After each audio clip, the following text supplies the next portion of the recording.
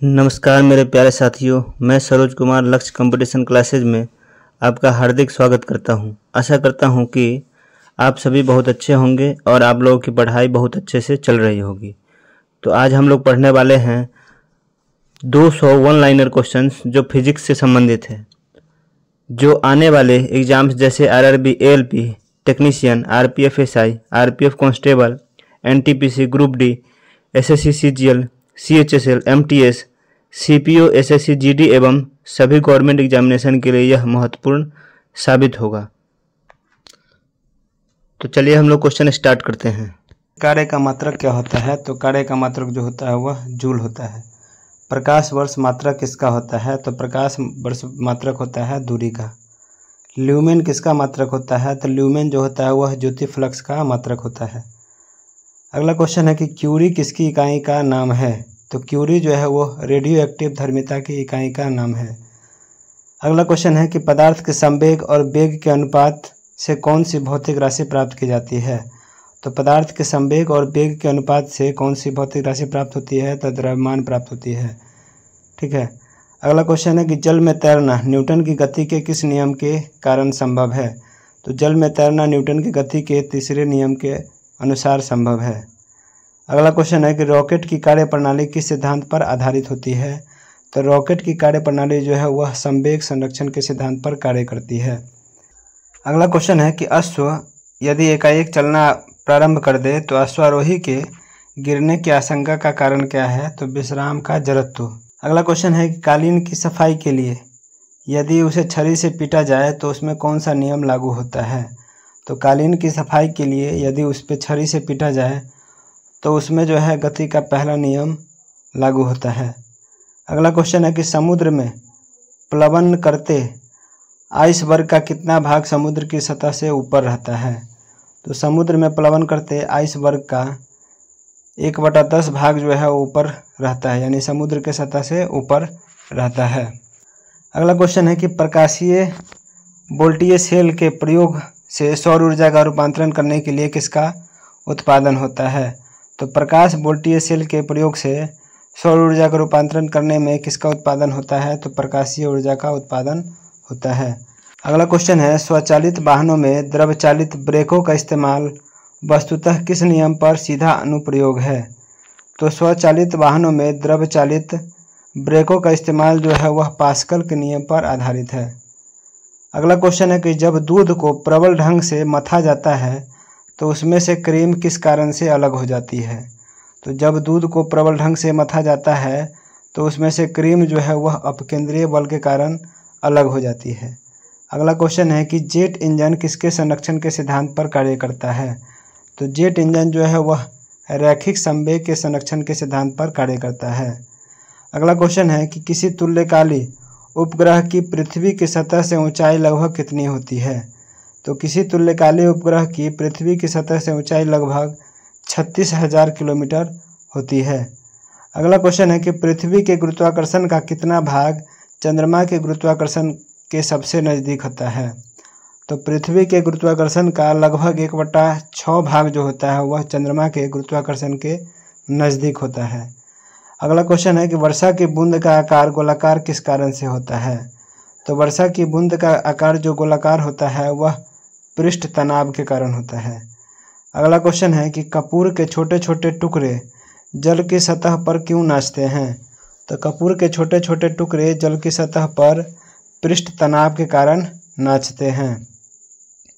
अगला क्वेश्चन है कि पानी में लोहे की सुई डूब जाती है लेकिन जहाज तैरता रहता है, यह किस सिद्धांत पर कार्य करता है? तो पानी में लोहे की सुई डूब जाती है लेकिन जहाज तैरता रहता है, यह जो है आर्किमिडीज के सिद्धांत पर कार्य करती है। अगला क्वेश्चन है कि आर्किमिडीज का नियम किससे संबंधित है? तो आर्किमिडीज का नियम जो है वह प्लवन के नियम पर आधारित है। अगला क्वेश्चन है कि गुरुत्वाकर्षण के सार्वभौमिक नियम का प्रतिपादन किसने किया था? तो गुरुत्वाकर्षण के सार्वभौमिक नियम का प्रतिपादन जो है वह न्यूटन के द्वारा किया गया था। अगला क्वेश्चन, कौन सा 1 किलोग्राम द्रव्यमान के पिंड पर कार्यशील पृथ्वी के गुरुत्व बल का सही मान है? तो 1 केजी द्रव्यमान के पिंड पर कार्यशील पृथ्वी के गुरुत्व बल का सही मान जो है वह 9.8 न्यूटन होता है। अगला क्वेश्चन है कि 1 हॉर्स पावर कितने वाट के बराबर होता है? तो 1 हॉर्स पावर बराबर होता है 746 वाट। अगला क्वेश्चन है कि लोहे की सुई पानी की सतह पर किस कारण तैरती रहती है? तो लोहे की सुई जो है पानी की सतह पर पृष्ठ तनाव के कारण तैरती रहती है। अगला क्वेश्चन, एक गेंद की क्षैतिज से कितने कोण पर फेंके कि यह अधिकतम क्षैतिज दूरी तय कर सके?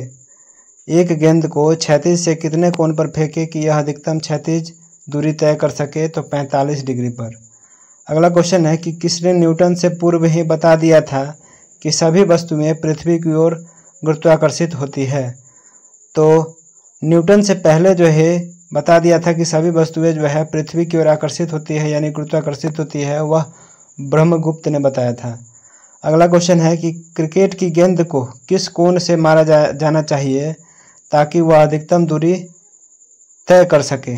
ठीक है, क्रिकेट की गेंद को किस कोण से मारा जाना चाहिए ताकि वह अधिकतम दूरी तय कर सके? तो क्षैतिज से 45 डिग्री का कोण पर। अगला क्वेश्चन है कि ऊष्मा एक प्रकार की ऊर्जा है जिसे कार्य में बदला जा सकता है। इसका प्रत्यक्ष प्रमाण सबसे पहले किसने दिया था? ऊष्मा एक प्रकार की ऊर्जा है जिसे कार्य में बदला जा सकता है। इसका प्रत्यक्ष प्रमाण सबसे पहले किसने दिया था? तो रमफोर्ड ने दिया था, रमफोर्ड ने। अगला क्वेश्चन है कि किस वैज्ञानिक ने सर्वप्रथम बर्फ के 2 टुकड़ों को आपस में घिसकर पिघला दिया था? तो डेवी ने जो है बर्फ के 2 टुकड़ों को आपस में घिस करके पिघला दिया था। अगला क्वेश्चन है कि वाष्प इंजन में उबलते हुए जल का तापमान किस कारण से उच्च हो सकता है? तो वाष्प इंजन में उबलते हुए जल का तापमान किस कारण से उच्चतम हो सकता है? तो वह बॉयलर के अंदर उच्च दाब होता है जिसके वजह से। अगला क्वेश्चन है कि ताप युग्म तापमापी यानी थर्मोकपल थर्मोमीटर किस सिद्धांत पर आधारित है? ताप युग्म तापमापी जो होता है वह किस सिद्धांत पर आधारित है? तो सीबेक के प्रभाव पर आधारित है। अगला क्वेश्चन है कि पूर्ण विकिरण उतापमापी यानी टोटल रेडिएशन पायरोमीटर किस सिद्धांत पर आधारित है? तो टोटल रेडिएशन पायरोमीटर जो है वह स्टीफन्स के नियम पर आधारित है। अगला क्वेश्चन है कि दूर की वस्तुओं जैसे सूर्य आदि का ताप किस तापमापी के द्वारा मापा जाता है? तो दूर की वस्तुओं जैसे सूर्य आदि का ताप किस तापमापी के द्वारा मापा जाता है? तो पूर्ण विकिरण उतापमापी के द्वारा मापा जाता है। अगला क्वेश्चन है कि कितना तापमान होने पर पाठ्यांक सेल्सियस और फ़ारेनहाइट तापमापियों में एक ही होंगे? कितना तापमान होने पर पाठ्यांक सेल्सियस और फ़ारेनहाइट तापमापियों में एक ही होंगे? तो -40 डिग्री। अगला क्वेश्चन है कि सेल्सियस पैमाने का 0 डिग्री सेल्सियस फ़ारेनहाइट स्केल के कितने डिग्री के बराबर होता है? सेल्सियस स्केल पैमाने पर जो है 0 डिग्री सेल्सियस फ़ारेनहाइट स्केल के कितने डिग्री के बराबर होता है?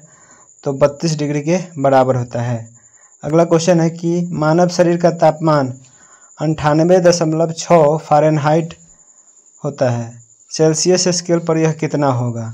तो मानव शरीर का तापमान 98.6 डिग्री फ़ारेनहाइट होता है, सेल्सियस स्केल पर यह जो है 37 डिग्री सेल्सियस होता है। अगला क्वेश्चन है कि अति लघु समय अंतरालों को सही मापने के लिए किसका प्रयोग किया जाता है? तो अति लघु समय अंतरालों को सही मापने के लिए जो है परमाणु घड़ियों का प्रयोग किया जाता है। अगला क्वेश्चन है कि एक मनुष्य का तापक्रम 60 डिग्री सेल्सियस है तो उसका तापक्रम फ़ारेनहाइट पे कितना होगा? तो एक मनुष्य का तापक्रम 60 डिग्री सेल्सियस है तो उसका तापक्रम फ़ारेनहाइट पे जो है 140 डिग्री फ़ारेनहाइट होगा। अगला क्वेश्चन है कि पानी का घनत्व किस ताप पर अधिकतम होता है? तो पानी का घनत्व जो है वह 4 डिग्री सेल्सियस पर अधिकतम होता है। अगला क्वेश्चन, साइकिल के ट्यूब अधिकांशतः गर्मियों में क्यों फटते हैं? साइकिल के ट्यूब अधिकांशतः गर्मियों में क्यों फटते हैं? तो गर्मी के कारण जो है वह ट्यूब फट जाता है, यानी गर्मियों के कारण ट्यूब फट जाता है। अगला क्वेश्चन है कि किसी झील की सतह का पानी बस जमने ही वाला है, झील के अधः स्थल में जल का क्या तापमान होगा? तो किसी झील की सतह का पानी जमने ही वाला है तो झील के अधः स्थल में जल का क्या तापमान होगा? तो 4 डिग्री सेल्सियस होगा। अगला क्वेश्चन है कि ऊष्मा के संचरण की किस विधि से पदार्थ के अणु एक स्थान से दूसरे स्थान तक स्वयं नहीं जाते हैं। तो ऊष्मा के संचरण की किस विधि से पदार्थ के अणु एक स्थान से दूसरे स्थान तक स्वयं नहीं जाते हैं? तो वह चालन विधि के कारण। अगला क्वेश्चन है कि द्रवों एवं गैसों में ऊष्मा का स्थानांतरण किस विधि द्वारा होता है? तो द्रवों एवं गैसों में ऊष्मा का स्थानांतरण जो है वह संवहन विधि द्वारा होता है। अगला क्वेश्चन, सूर्य की ऊष्मा पृथ्वी पर किस प्रकार के संचार माध्यम से आता है? तो सूर्य की ऊष्मा जो है पृथ्वी पर विकिरण माध्यम से आता है। अगला क्वेश्चन है कि ऊष्मा की स्थानांतरण किस विधि के माध्यम से आवश्यक नहीं है? तो ऊष्मा के स्थानांतरण जो है वह विकिरण विधि के माध्यम से आवश्यक नहीं है। अगला क्वेश्चन, ऊष्मा संचरण की वह विधि जिसमें माध्यम के कण गति नहीं करते हैं, कौन सी विधि है? तो ऊष्मा संचरण की वह विधि जिसमें माध्यम के कण गति नहीं करते हैं वह विकिरण विधि है। अगला क्वेश्चन है कि आणविक संगठन के द्वारा ऊष्मा का संप्रेषण क्या कहलाता है? तो आणविक संगठन के द्वारा ऊष्मा का संप्रेषण जो है वह संवहन कहलाता है, संवहन कहलाता है। अगला क्वेश्चन है कि सूर्य विकिरण का कौन सा भाग सोलर कुकर को गर्म कर देता है? तो सूर्य विकिरण का कौन सा भाग सोलर कुकर को गर्म कर देता है? तो वह अवरक्त किरण होता है। अगला क्वेश्चन, धूप से बचने के लिए छाते में रंग संयोजक कौन सा सही उचित होता है? तो धूप से बचने के लिए छाते में रंग संयोजन के लिए जो है ऊपर सफ़ेद तथा नीचे काले होना चाहिए। ऊपर की तरफ जो है सफ़ेद और नीचे काले होना चाहिए। अगला क्वेश्चन है कि किस विधि से ऊष्मा स्थानांतरण को न्यूनतम करने के लिए थर्मस फ्लास्क की दीवारों पर कलई की जाती है? तो वह है विकिरण विधि से। अगला क्वेश्चन कि किसमें सर्वोच्च विशिष्ट ऊष्मा का मान होता है? तो जल के अंदर जो है वो सर्वोच्च विशिष्ट ऊष्मा का मान होता है। अगला क्वेश्चन, शुद्ध पदार्थ में कोई अन्य पदार्थ मिला देने पर उसका गलनांक पर क्या प्रभाव पड़ता है? तो शुद्ध पदार्थ में कोई अन्य पदार्थ मिला देने पर जो है उसका गलनांक जो होता है वह घट जाता है। अगला क्वेश्चन, अपद्रव्य को मिलाने से गलनांक पर क्या प्रभाव पड़ता है? तो अपद्रव्य को मिलाने से जो है गलनांक क्या होता है? घटता है। अगला क्वेश्चन, चावल को पकाने में कहाँ अधिक समय लगता है? तो चावल को पकाने में जो है माउंट एवरेस्ट पर अधिक समय लगता है। अगला क्वेश्चन कि किसी द्रव का उसके क्वथनांक से पूर्व उसके वाष्प में बदलने की प्रक्रिया को क्या कहते हैं? किसी द्रव का उसके क्वथनांक से पूर्व उसके वाष्प में बदलने की प्रक्रिया को क्या कहते हैं? तो उसे वाष्पीकरण कहा जाता है। अगला क्वेश्चन है, आंतरिक ऊर्जा की संकल्पना ऊष्मागतिकी के किस नियम से मिलती है? आंतरिक ऊर्जा की संकल्पना ऊष्मागतिकी की किस नियम से मिलती है? तो प्रथम नियम से मिलती है। अगला क्वेश्चन है कि ऊष्मागतिकी का प्रथम नियम किस अवधारणा की पुष्टि करता है? तो ऊष्मागतिकी का प्रथम नियम जो है वह ऊर्जा संरक्षण की अवधारणा को पुष्टि करता है। अगला क्वेश्चन है कि किस बिंदु पर फ़ारेनहाइट तापक्रम सेंटीग्रेड तापक्रम का दोगुना होता है? तो 160 डिग्री फ़ारेनहाइट पर जो है सेंटीग्रेड तापमान का दोगुना होता है। अगला क्वेश्चन है कि किसी वस्तु की विशिष्ट ऊष्मा किस पर निर्भर करती है? तो किसी वस्तु की विशिष्ट ऊष्मा जो है वह पिंड के द्रव पर निर्भर करती है। अगला क्वेश्चन है कि सेल्सियस में माप का कौन सा तापक्रम 300 केल्विन के बराबर होता है? तो सेल्सियस में माप का कौन सा तापक्रम 300 केल्विन के बराबर होता है? 27 डिग्री सेल्सियस।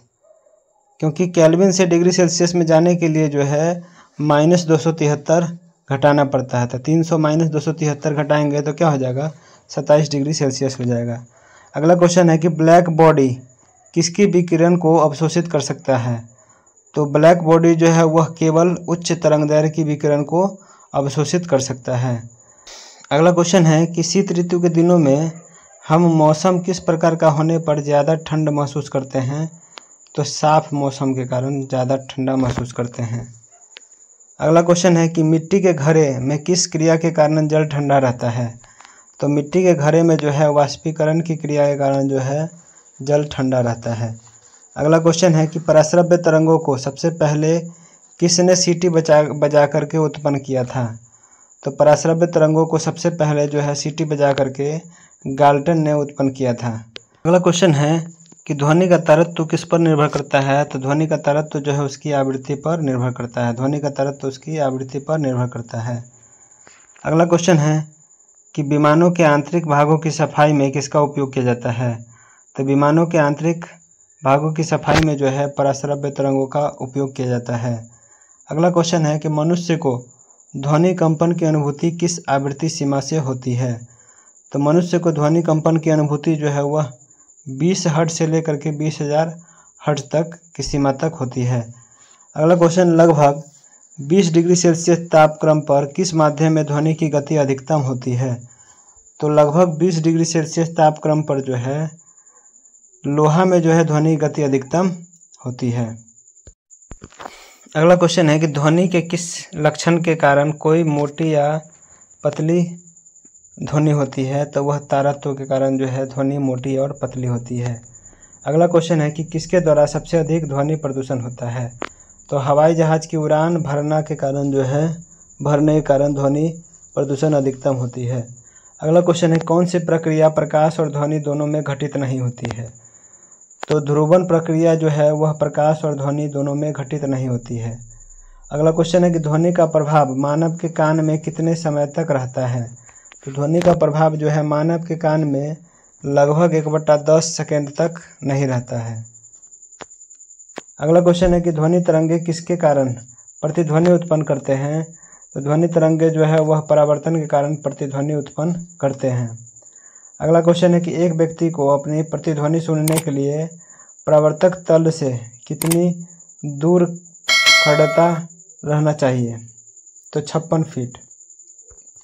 अगला क्वेश्चन है स्टेथोस्कोप ध्वनि के किस सिद्धांत पर कार्य करता है। तो स्टेथोस्कोप जो है ध्वनि के परावर्तन के सिद्धांत पर कार्य करता है। अगला क्वेश्चन है कि पास आती रेलगाड़ी की सीटी की आवृत्ति या तीक्ष्णता बढ़ जाती है, ऐसा किस घटना के कारण होता है। तो पास आती रेलगाड़ी की सीटी की आवृत्ति या तीक्ष्णता बढ़ जाती है, ऐसा जो है वह डॉपलर प्रभाव के कारण होता है। अगला क्वेश्चन है किस एक प्रकार की ध्वनि का प्रयोग रात्रि दृष्टि के उपकरण में किया जाता है। तो अवरक्त तरंग का प्रयोग जो है वह रात्रि दृष्टि उपकरण में किया जाता है। अगला क्वेश्चन है कि एक जेट वायुयान 2 मैक के वेग से हवा में उड़ रहा है। जब ध्वनि का वेग 332 मीटर प्रति सेकंड है तो वायुयान की चाल कितनी है। एक जेट वायुयान 2 मैक के वेग से हवा में उड़ रहा है। जब ध्वनि का वेग 332 मीटर प्रति सेकंड है तो वायुयान की चाल कितनी होनी चाहिए। तो 664 मीटर प्रति सेकंड होना चाहिए। अगला क्वेश्चन है कि लगभग 20 डिग्री के तापक्रम पर किस माध्यम में ध्वनि की गति अधिकतम होती है। तो लगभग 20 डिग्री सेल्सियस के तापक्रम पर जो है लोहा में ध्वनि की गति अधिकतम होती है। अगला क्वेश्चन है कि एक जैव पद्धति जिसमें पराश्रव्य ध्वनि का उपयोग किया जाता है उसे क्या कहा जाता है। तो सोनोग्राफी कहा जाता है। अगला क्वेश्चन, कौन सी तरंगे शून्य में संचरण नहीं कर सकती है। तो ध्वनि तरंगे जो है वह शून्य में संचरण नहीं कर सकती है। अगला क्वेश्चन है कि वह उपकरण जो ध्वनि तरंगों की पहचान अथवा ऋजुरेखन के लिए प्रयुक्त होता है क्या कहलाती है। वह उपकरण जो ध्वनि तरंगों की पहचान अथवा ऋजुरेखन के लिए प्रयुक्त होती है क्या कहलाती है। तो उसे सोनार कहा जाता है। अगला क्वेश्चन, प्रकाश किस प्रकार की तरंग है। तो प्रकाश तरंग जो है एक प्रकार से अनुप्रस्थ तरंग है। अगला क्वेश्चन है कि प्रकाश का तरंग सिद्धांत किसके द्वारा प्रस्तावित किया गया था। तो प्रकाश का तरंग का सिद्धांत जो है हाइगेंस के द्वारा प्रस्तावित किया गया था, हाइगेंस के द्वारा। अगला क्वेश्चन है कि किस घटना के आधार पर प्रकाश तरंगों के अनुप्रस्थ होने की पुष्टि होती है। तो ध्रुवण की घटना के कारण जो है प्रकाश तरंगों के अनुप्रस्थ होने की पुष्टि होती है। अगला क्वेश्चन है कि प्रकाश के विद्युत चुंबकीय स्वरूप की खोज किसने किया था। तो प्रकाश के विद्युत चुंबकीय स्वरूप की खोज जो है मैक्सवेल के द्वारा किया गया था। अगला क्वेश्चन है कि किसने सर्वप्रथम यह दिखलाया कि प्रकाश तरंगों का विवर्तन होता है। तो ग्रेमाल्डी के द्वारा जो है यह दिखलाया गया था कि प्रकाश तरंगों का विवर्तन होता है। अगला क्वेश्चन है कि कौन सी घटना प्रकाश और ध्वनि दोनों में घटित नहीं होती है। तो ध्रुवण की घटना जो है वह प्रकाश और ध्वनि में दोनों में घटित नहीं होती है। अगला क्वेश्चन है कि कौन सा सिद्धांत प्रकाश के तरंग प्रकृति की पुष्टि करता है। तो कौन सा सिद्धांत प्रकाश के तरंग प्रकृति की पुष्टि करता है। तो व्यतिकरण का सिद्धांत। अगला क्वेश्चन है कि चंद्रमा से पृथ्वी तक आने में प्रकाश को लगभग कितना समय लगता है। तो चंद्रमा से पृथ्वी तक आने में प्रकाश को लगभग 1 सेकंड लगता है। अगला क्वेश्चन है कि सूर्य की रोशनी को पृथ्वी तक पहुंचने में लगभग कितना समय लगता है। तो सूर्य की रोशनी को पृथ्वी तक पहुंचने में लगभग 8 मिनट यानी 8 मिनट 16.6 सेकंड लगता है। अगला क्वेश्चन है कि वायु में प्रकाश की गति कितनी होती है। तो वायु में प्रकाश की गति 3 गुने में 10 के पावर 8 मीटर प्रति सेकंड होता है। 3 गुने में 10 के पावर 8 मीटर प्रति सेकंड होता है। अगला क्वेश्चन है सूर्य ग्रहण के समय सूर्य का कौन सा भाग दिखाई देता है। अगला क्वेश्चन है सूर्य ग्रहण के समय सूर्य का कौन सा भाग दिखाई देता है। तो सूर्य ग्रहण के समय सूर्य का जो है किरीट वाला भाग यानी कोरोना भाग जो है दिखाई देता है। अगला क्वेश्चन पानी से भरे किसी बर्तन में पड़ा एक सिक्का किस कारण थोड़ा सा उठा हुआ प्रतीत होता है। तो पानी से भरे किसी बर्तन में पड़ा एक सिक्का प्रकाश के अपवर्तन के कारण उठा हुआ प्रतीत होता है। अगला क्वेश्चन है कि पानी में डुबोई एक छड़ी किस वृत्ति के कारण मुड़ी हुई प्रतीत होती है। तो पानी में डुबोई एक छड़ी किस समृद्धि के कारण मुड़ी हुई प्रतीत होती है। तो प्रकाश के अपवर्तन के कारण। अगला क्वेश्चन है कि किसके कारण आकाश नीला दिखाई पड़ता है। तो प्रकीर्णन के कारण जो है आकाश नीला दिखाई पड़ता है। अगला क्वेश्चन है कि सूर्योदय और सूर्यास्त के समय आसमान में लाल रंग किसके कारण होता है। तो सूर्योदय और सूर्यास्त के समय आसमान में लाल रंग जो है प्रकीर्णन के कारण होता है। अगला क्वेश्चन है कि इंद्रधनुष में किस रंग का विक्षेपण अधिक होता है। तो इंद्रधनुष में सबसे ज़्यादा विक्षेपण बैंगनी रंग का होता है। अगला क्वेश्चन है कि सूखा बालू चमकीला क्यों दिखाई देता है जबकि गीला बालू धुतीहीन होता है। सूखा बालू चमकीला क्यों दिखाई देता है जबकि गीला बालू धुतीहीन होता है। तो इसका कारण होता है परावर्तन। अगला क्वेश्चन है कि पेरिस्कोप बनाने में कौन सा एक दर्पण प्रयुक्त होता है। तो पेरिस्कोप को बनाने में जो है समतल दर्पण का प्रयोग किया जाता है। अगला क्वेश्चन है कि साबुन के पतले झाग में चमकदार रंगों का बनाना किस परिघटना का परिणाम है। तो साबुन के पतले झाग में चमकदार रंगों का बनाना बहुलित परावर्तन और व्यतिकरण का परिणाम है। अगला क्वेश्चन है कि पिछली साइड के ट्रैफिक को देखने के लिए ऑटोमोबाइल में किस प्रकार के दर्पण का प्रयोग किया जाता है। यानी साइड मिरर के रूप में जो है ऑटोमोबाइल यानी कारूर में जो है किस दर्पण का प्रयोग किया जाता है। तो उत्तल दर्पण का प्रयोग किया जाता है। अगला क्वेश्चन है कि वाहनों के अग्रदीपों यानी हेडलाइटों में किस प्रकार के दर्पण का इस्तेमाल किया जाता है। तो वाहनों के अग्रदीपों यानी हेडलाइटों में जो है पराबलयिक दर्पण का प्रयोग किया जाता है। अगला क्वेश्चन है कार चलाते समय अपने पीछे के यातायात को देखने के लिए किस प्रकार के दर्पण का प्रयोग किया जाता है। तो कार चलाते समय अपने पीछे के यातायात को देखने के लिए उत्तल दर्पण का प्रयोग किया जाता है। अगला क्वेश्चन है कि मानव आँख की रेटिना पर कैसा प्रतिबिंब बनाता है। तो मानव आँख के रेटिना पर जो है वास्तविक तथा उल्टा प्रतिबिंब बनता है। अगला क्वेश्चन है कि जब कोई वस्तु समानांतर समतल दर्पणों के बीच रखी जाती है तो बने हुए प्रतिबिंबों की संख्या होगी। जब कोई वस्तु दो समानांतर समतल दर्पणों के बीच रखी जाती है तो बने हुए प्रतिबिंबों की संख्या अनंत होगी। अगला क्वेश्चन है कि यदि एक व्यक्ति दो समतल दर्पण जो 60 डिग्री कोण पर आनत है के बीच खड़ा हो तब उसे कितने प्रतिबिंब दिखेंगे। यदि एक व्यक्ति दो समतल दर्पण जो 60 डिग्री कोण पर आनत है के बीच खड़ा हो तब उसे कितने प्रतिबिंब दिखेंगे। तो 5 प्रतिबिंब दिखेंगे। अगला क्वेश्चन है कि हम पृथ्वी के पृष्ठ पर सूर्य का प्रकाश प्राप्त करते हैं। ये प्रकाश किस प्रकार के किरण पुंज है। तो हम पृथ्वी के पृष्ठ पर सूर्य का प्रकाश प्राप्त करते हैं। ये प्रकाश जो है समानांतर किरण पुंज है। अगला क्वेश्चन है डायोप्टर किसकी इकाई होती है। तो डायोप्टर जो होता है वह लेंस की क्षमता की इकाई होती है। अगला क्वेश्चन है श्वेत प्रकाश कितने रंगों के मेल से बना है। तो श्वेत प्रकाश जो है 7 रंगों के मेल से बना है जिसे वर्णक्रम या इंद्रधनुष कहा जाता है। अगला क्वेश्चन है किस रंग का तरंगदैर्घ्य अधिकतम होता है। तो किस रंग का तरंगदैर्घ्य अधिकतम होता है। तो लाल रंग का तरंगदैर्घ्य अधिकतम होता है। अगला क्वेश्चन है सूर्य की किरणों में कितने रंग होते हैं। तो सूर्य की किरणों में 7 रंग होते हैं। अगला क्वेश्चन है कि यदि वायुमंडल न हो तो पृथ्वी से आकाश किस रंग का दिखाई देगा। तो यदि वायुमंडल न हो तो पृथ्वी से आकाश जो है काला दिखाई देगा। अगला क्वेश्चन है कि फोटोग्राफिक कैमरे का कौन सा भाग आँख की रेटिना की तरह कार्य करता है। तो फोटोग्राफिक कैमरे का कौन सा भाग आँख की रेटिना की तरह कार्य करता है, तो फिल्म। अगला क्वेश्चन है कैमरे में किस प्रकार का लेंस उपयोग में लाया जाता है। तो कैमरे में जो है उत्तल लेंस का प्रयोग किया जाता है। अगला क्वेश्चन है कि मानव की आँख वस्तु का प्रतिबिंब किस भाग पर बनाती है। तो मानव की आँख वस्तु का प्रतिबिंब किस भाग पर बनाती है, तो रेटिना पर बनाती है। अगला क्वेश्चन है कि आँख के किस भाग द्वारा आँख में प्रवेश करने वाले प्रकाश की मात्रा नियंत्रित होती है। तो आँख के जो है आइरिस पर बनने वाला प्रकाश की मात्रा नियंत्रित होती है। अगला क्वेश्चन है नेत्रदान में दाता की आँख को किस हिस्से को प्रतिरोपित किया जाता है। तो नेत्रदान में दाता की आँख के कॉर्निया भाग को प्रतिरोपित किया जाता है। अगला क्वेश्चन है कि स्वस्थ नेत्र के लिए स्पष्ट दृष्टि की न्यूनतम दूरी कितनी होती है। तो स्वस्थ नेत्र के लिए स्पष्ट दृष्टि की न्यूनतम दूरी जो होती है वह 25 सेंटीमीटर होती है।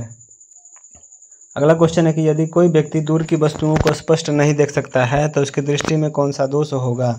तो यदि कोई व्यक्ति दूर की वस्तुओं को स्पष्ट नहीं देख सकता है तो उसकी दृष्टि में जो है निकट दृष्टि दोष होगा। अगला क्वेश्चन है कि दूर दृष्टि से पीड़ित व्यक्ति के चश्मे में कौन सा लेंस प्रयोग किया जाता है। तो दूर दृष्टि से पीड़ित व्यक्ति के चश्मे में जो है उत्तल लेंस का प्रयोग किया जाता है।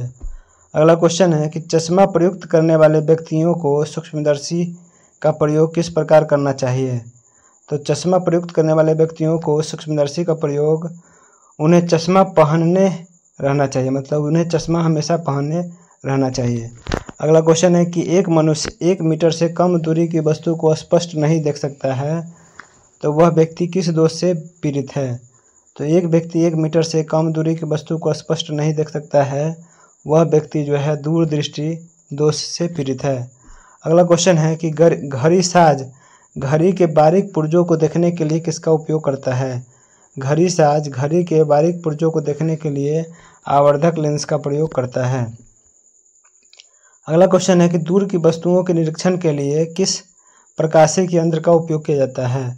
तो दूर की वस्तुओं के निरीक्षण के लिए दूरदर्शी यंत्र का प्रयोग किया जाता है।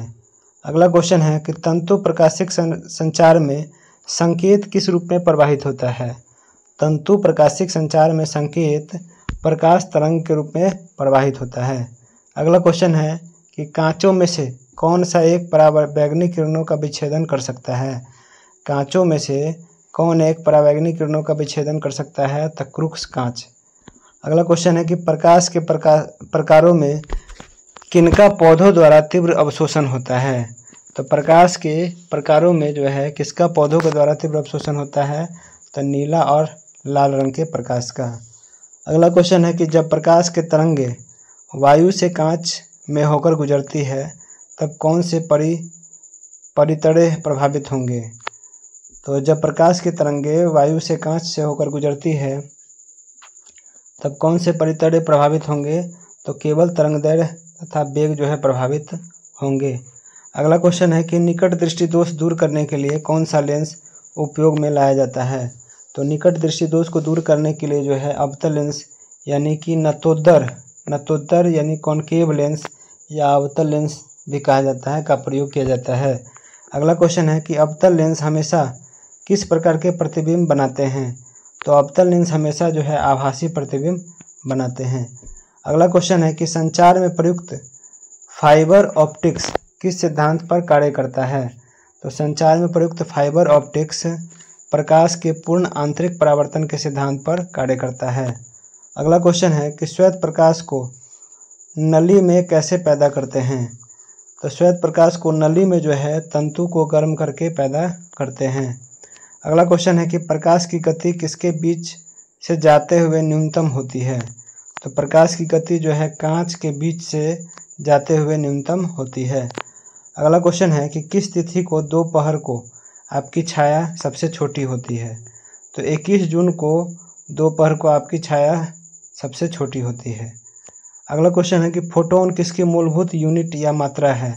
तो फोटोन जो है प्रकाश की मूलभूत यानी यूनिट मात्रा होती है।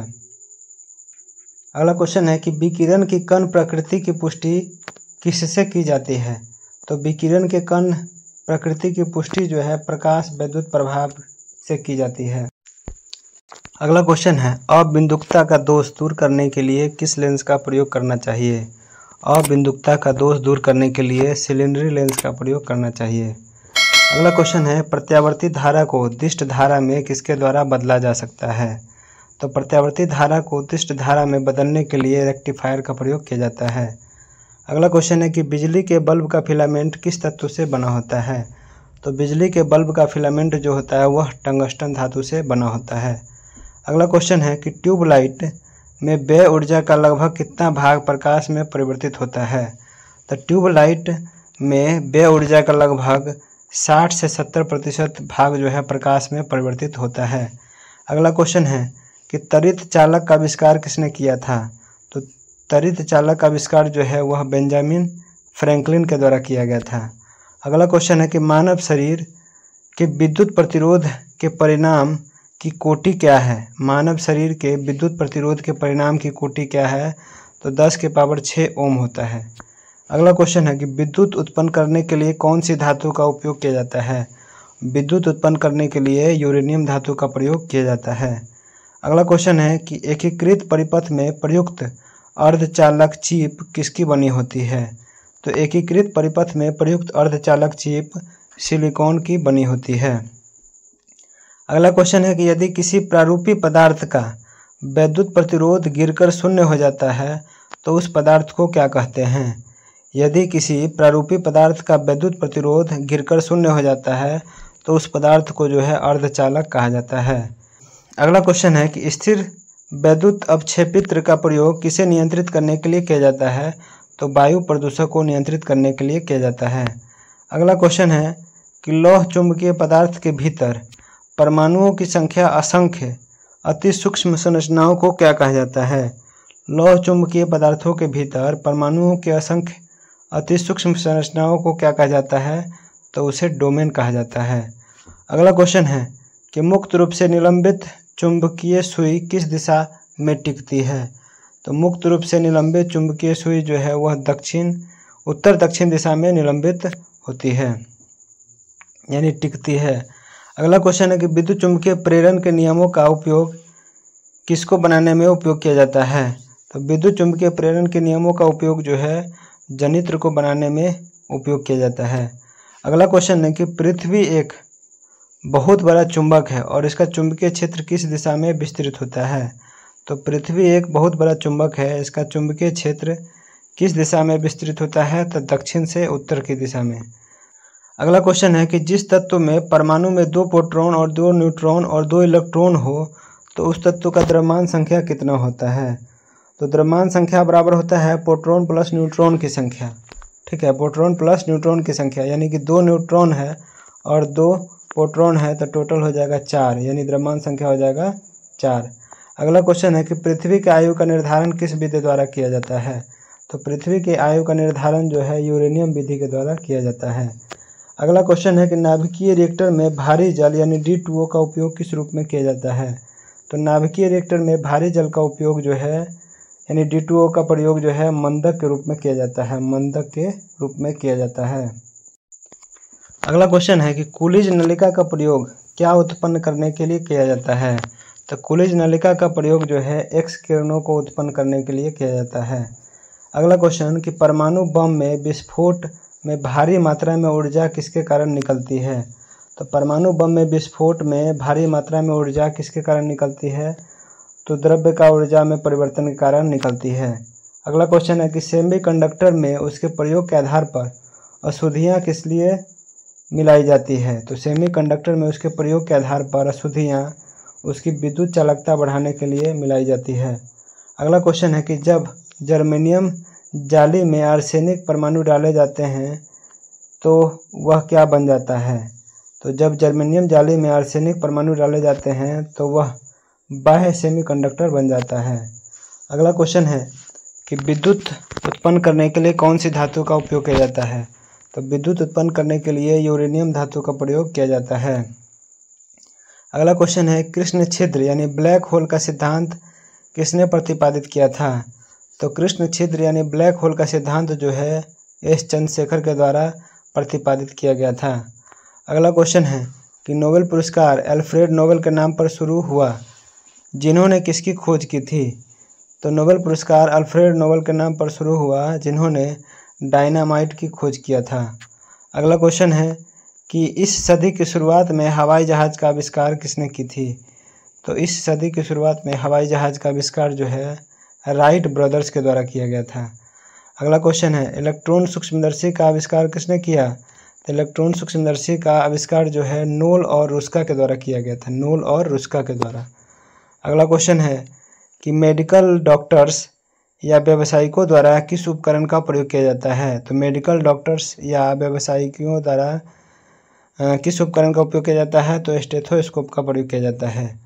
अगला क्वेश्चन है कि महासागर में डूबी हुई वस्तुओं की स्थिति को जानने के लिए किस यंत्र का प्रयोग किया जाता है?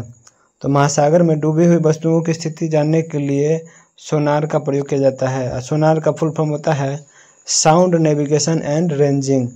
अगला क्वेश्चन है कि सूर्य की किरणों की तीव्रता मापने वाले उपकरण को क्या कहते हैं? तो सूर्य की किरणों की तीव्रता को मापने के लिए हाइग्रोमीटर का प्रयोग किया जाता है, हाइग्रोमीटर का।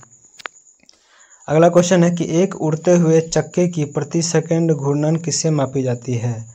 तो एक उड़ते हुए चक्के की प्रति सेकंड घूर्णन स्ट्रोबोस्कोप के द्वारा मापी जाती है, स्ट्रोबोस्कोप के द्वारा मापी जाती है। अगला क्वेश्चन है कि कौन सा उपकरण चिकित्सकों द्वारा इस्तेमाल किया जाता है? तो स्टेथोस्कोप का प्रयोग जो है चिकित्सकों द्वारा इस्तेमाल किया जाता है। अगला क्वेश्चन है कि चंद्रा एक्सरे दूरबीन का नाम किस वैज्ञानिक के नाम पर रखा गया है? तो चंद्रा एक्सरे दूरबीन का नाम जो है एस चंद्रशेखर के नाम पर रखा गया है। अगला क्वेश्चन है कि साइक्लोट्रॉन किसको त्वरित करने के लिए प्रयुक्त की जाती है? तो साइक्लोट्रॉन किसको त्वरित करने के लिए प्रयुक्त की जाती है? तो परमाणु को त्वरित करने के लिए प्रयुक्त की जाती है। अगला क्वेश्चन है कि पायरोमीटर किसके मापने में प्रयोग में लाया जाता है? तो पायरोमीटर का प्रयोग जो है उच्च तापमान को मापने में किया जाता है। अगला क्वेश्चन कुलिज नालिका का प्रयोग क्या उत्पन्न करने के लिए किया जाता है? तो कुलिज नालिका का प्रयोग जो है एक्स किरणों की पता करने के लिए किया जाता है।